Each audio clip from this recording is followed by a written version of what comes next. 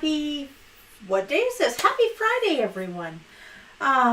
We're going to have some fun today. We are going to make some keto bread, and I am going to put my phone on Do Not Disturb so that we are not disturbed while we're doing this. Now, I was just measuring everything out, and I was almost done, and it's time for us to get started. So I'm just going to finish doing this. Now, this is a really super simple keto bread that you can make in your microwave in 90 seconds, and I am not even kidding. It'll take you 5 minutes to mix it up, but it's only going to take you 90 seconds to cook it in your microwave. So, the very first thing that we need to do is get my goodies out of the way here. Okay, so the very first thing that we need to do is we need to measure out 56 grams of butter. And we're going to take our butter and we're going to put it in the microwave for about 30 seconds. Now you want this melted enough that, just totally lost my train of thought there for a second. You want this melted enough that you can keep it hot while you're adding some other liquid ingredients. So into the microwave that goes. And we'll just listen for that. Now, while we're doing that, we're going to take 100 grams of almond flour. This needs to be quite a fine grind to get the right mouthfeel for this bread. So get a fine grind almond flour. Now you can get almond flour from Costco at a really reasonable price. Now to that, we're going to add 15 grams of protein whey isolate and 42 grams of ground flax. Now the ground flax is important because this gives it not only some fiber, but it gives it a really good, like a whole wheat bread sort of taste. Okay, so after that, 1 teaspoon of xanthan gum. This is super important. You don't want to forget the xanthan gum because if you do, it's going to be all crumbly, more like a cake. So if you want cake, we'll talk about that in a little bit because we can just modify this recipe a bit.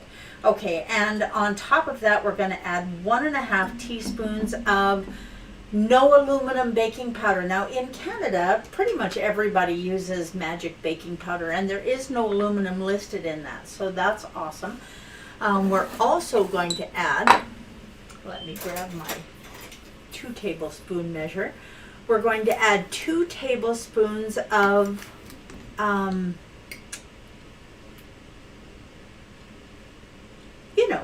Absent Naturals granular erythritol. Now I'm using granular in this, and I'll tell you why.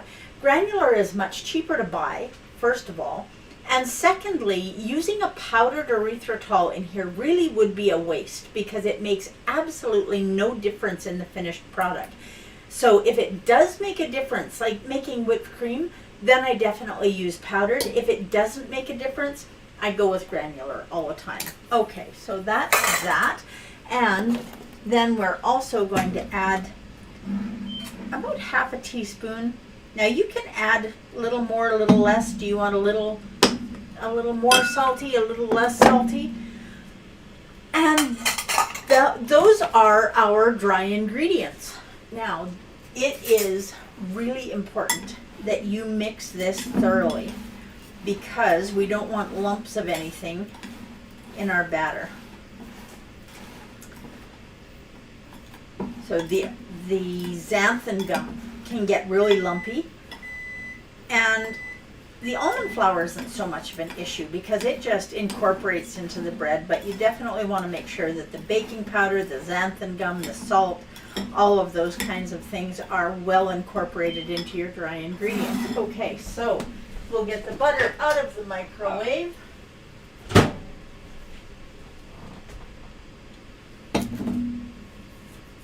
Oh, itchy arm.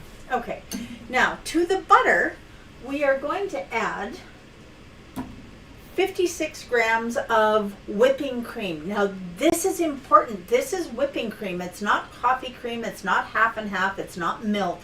It's whipping cream. With the butter and the whipping cream, we're getting our fat content in our bread. Okay. Now I have not used this on this little cream pitcher on this show, but I've got to tell you, this belonged to my husband's grandmother. And it just occurred to me the other day, she loved to cook the same as my grandmother did, and it occurred to me that this is something that I should be using just to honor her. And so there we have it. I am. Okay, we have 56 grams of cream, we have 56 grams of butter, and we are going to add 2 eggs to this as well. And then we are going to whip this up really well. Now, you know, I kind of sort of have a rule about breaking eggs into a bowl before I use them, so maybe we should do that. That way we don't get eggshells in our batter. And I am missing my cloth today. Now, if you have a whisk, that's great. If you don't have a whisk, just use a fork. Oh, and the last liquid ingredient is a teaspoon of oh my goodness, apple cider vinegar. I don't know where my brain is this morning, but okay. So, just with a fork, you can whip this up. It doesn't have to be crazy frothy or anything. We're just getting everything all incorporated. Now, we are going to add the dry ingredients to the wet ingredients. I think it's important to do it this way. And the reason I think it's important to do it this way is because if you add the dry ingredients to the wet ingredients, your cleanup is much, much easier. The wet ingredient or the dry ingredients just come right out of the bowl and they don't stick, they don't make a mess. The wet ingredients, not so much. You're going to have a messy bowl to clean up. So this is just my super simple cleanup trick. Now we're going to take this fork out of here and we're going to incorporate all of these dry ingredients into our wet. Make sure that you are mixing this up really well, because we don't want any huge big lumps in what we're doing.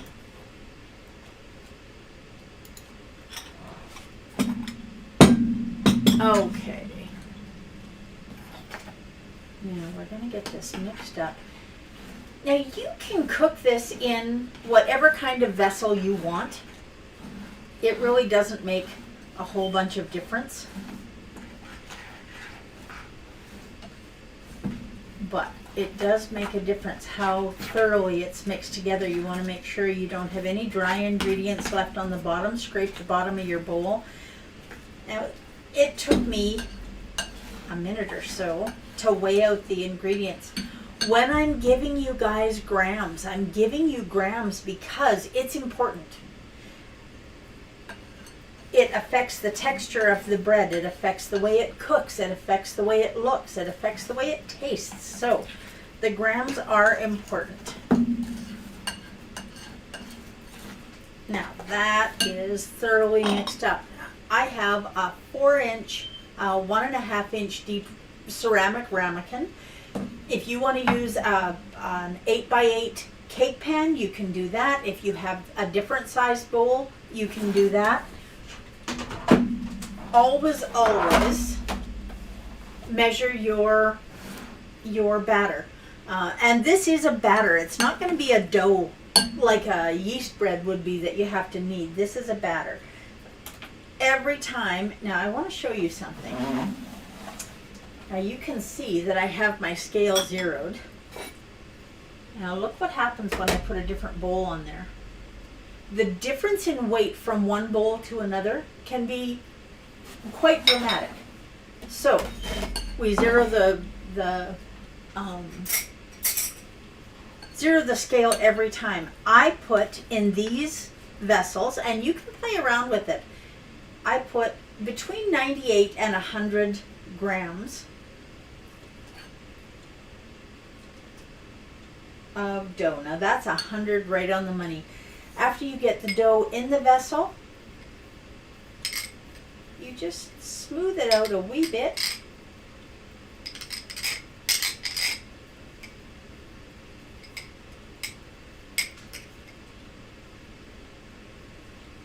There we go. And into the microwave it goes for 30 seconds. Or for 90 seconds, not 30.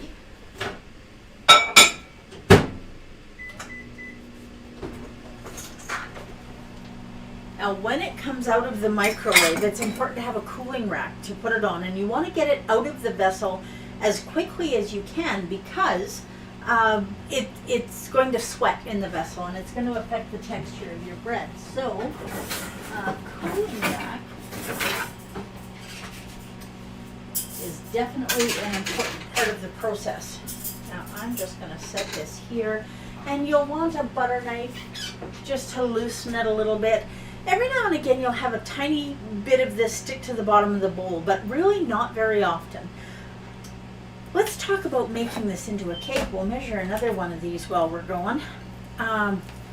If you want to turn this into a cake, and you can do a really easy keto cream cheese frosting. That one is 100. The difference in turning it into a cake is cut the xanthan gum in half. That's going to give it a little more of a cakey flavor. And double the amount of granular erythritol. That gives it a little bit more of a sticky, kind of toffee-ish sort of flavor. Okay, there's 99 in that one. Now this recipe is going to make, it's going to make four keto bread. Almost forgot to zero that.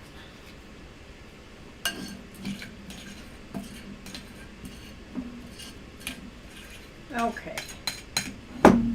This is just absolutely delicious, and I need to get that one out of the microwave. Now these I can cook in a little bit. Now we'll get one more ready for the microwave.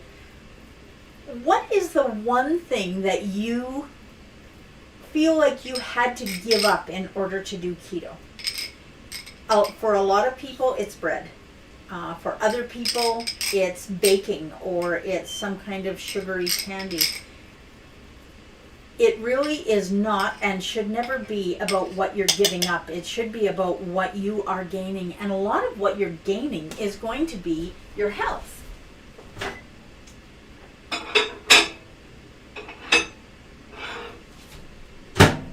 Okay, we'll get this microwave going again for another 90 seconds. Now, when it comes out of the microwave, you'll see that it really isn't browned very much, and that's okay. It's pulled away from the bowl a little bit, and that's exactly what we want to see. Now, this ramekin is hot, hot, hot, hot. Now, I'm just going to run the knife around the edge of the bread and just lift it up a little bit. And then, when we flip it out, comes out easy peasy, and we're just going to set that on our cooling rack, and you'll see that the dish came out almost perfectly clean. The sooner you wash this, the easier it is to do. I'm just going to set that in there for the moment, and I will wash these a little later when we're all finished here today. This is going to make 4. When I send my husband to work, I do a double batch of this typically, and I might send all of it with him, or I may only send 6. He goes for 5 days, so one person, 5 days, that is absolutely a bread lover. This recipe doubled 1.5 to 2 times is perfect. One thing that I want you to know, if you are trying to reverse type 2 diabetes, if you are trying to lower blood pressure and you have no weight problem, whatever health conditions you're dealing with, if you have no weight problems, you can use this in your diet without it affecting you a whole lot. Now, because this is made with almond flour, it's important to remember that, because if you have any sensitivity to almonds, this isn't going to be the best recipe for you. And I will look at another recipe another day that uses coconut flour rather than almond flour, and that'll be a better choice for a lot of people. Now we have our second one done, and I don't have these smoothed out yet. See, I get talking and I forget about what I'm supposed to be doing. Now, I am hoping that all of you will like and follow and subscribe and click all the things and do all the stuff so that we can hang out here 3 times a day. And if you have questions about keto, if you have questions about keto cooking, by all means, put them in the comments, because I love to answer questions and help people. Now, we're going to put the third one in the microwave and start that again for 90 seconds. And again, you'll see that this has just come away from the side of the bowl. And you don't have to lift the whole thing up. You'll see that it's moving in the bowl. And then we just flip it out onto our cooling rack. Well, if you're holding onto it properly, I was having the cloth hold it in the bowl. Okay, there we go. And it came out perfectly. Now look at this little white spot right here. That is a tiny little piece of egg white. And this is what I was talking about when I talked about making sure that everything is well mixed. This isn't an issue. I'm going to hold this up where you can see it a little better. You see that tiny little white spot? We made sure that our dry ingredients were really well mixed, really well incorporated. So I knew as soon as I saw that had to be egg white, and it is. But that just shows you what can happen if you don't mix it properly.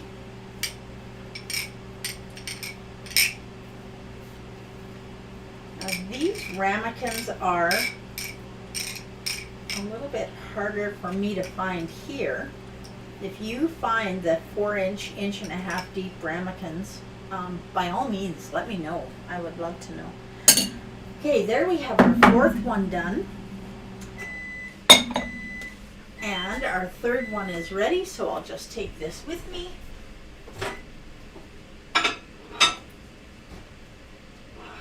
If you make sure that you put it in the center of your microwave, and if you do that, you're much more likely to get an even cook. Now, this is in my microwave. It's 90 seconds. If you're, now, you know what? I'm not sure how strong my microwave is. I know it's a strong microwave. You will be able to tell when you touch the center of the bread. This is not quite the same as in the, it's going to spring back. And if the center feels kind of sticky and doesn't look like it's all, see, looking at this, what I mean, throw it back in the seconds. It isn't quite as picky as a cake. Flour. Take it out of the oven. You find out it isn't, you put it back and it might fall on you.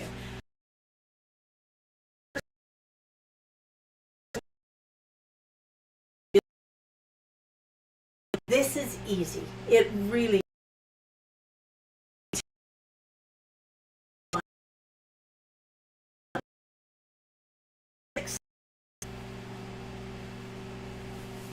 Now, I hope all of you have a big hot cup of coffee that you joined me with today. And here's the fourth one. These are just, whoops, I ripped that one a little bit. These are beautiful and soft and luscious and lovely, and you will love them. I am going to put in the notes a link for the xanthan gum that I use. And as usual, the xanthan gum and the erythritol are from Amson Naturals. So that's important to for me because they are such good products. And really, when you are buying erythritol, you are not going to find a better price than you're going to find at Amson Naturals. So quality product, lower price. Buying little bags of Swerve for $10 is craziness when you can get great big 5-pound, 10-pound bags for a fraction of what it would cost you for other brands. Now we're done with this. I know that there is a very real possibility that my husband is watching today, so he's going to be a little bit jealous that I'm getting the fresh bread and he isn't. Now this knife, I'm going to cut towards myself, so I want you guys to know this knife is, you could ride to town on this knife, and it is not going to cut anybody, but it has enough of a serrated edge. There we go. Has enough of a serrated edge that I use it to cut the bread all the time, and this is what I do when I send it with my husband. Every piece that comes out of the ramekin is cut in half like that. And whether you're eating it with a meal or you're having it for a snack, which if you're trying to lose weight or you're trying to reverse a health condition, please don't snack. It isn't necessary. Your body doesn't like it. You should be eating once a day, twice a day tops, but there should never be snacking between meals. Now this butter is not very soft, but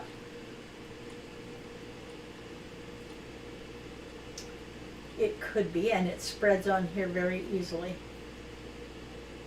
Now, look at that. Bread and butter in 90 seconds, guys. And it cooled off here for what, 3-4 minutes?